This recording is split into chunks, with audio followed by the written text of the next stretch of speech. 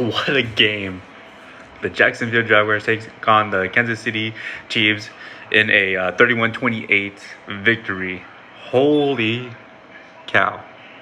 Trevor Lawrence on that last drive, flopping and then getting up, man, he gave his 110%. And that's what you need in a quarterback. All right. Trevor Lawrence just gave it his all, didn't let his teammates down, believed in himself, and believed he could take on the Kansas City Chiefs. You know, it was a crazy game. The Kansas City Chiefs had help from the refs. It's not as, not as much as last year, but that interception from Trevor Lawrence, the guy bumped into the Chiefs defender.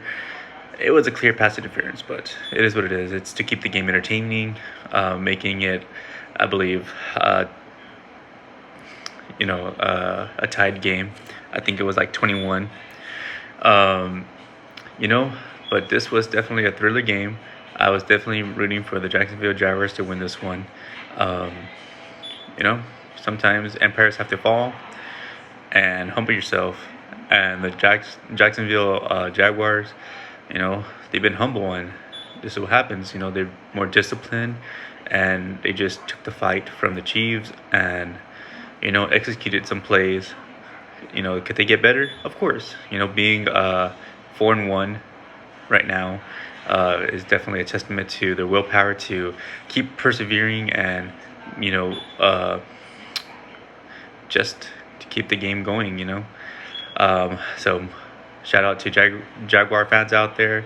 I know you guys are enjoying this defeat of the Chiefs. Chiefs fans, just keep your head up high. Change are coming. It's part of the game. At least the refs are keeping it fair this time.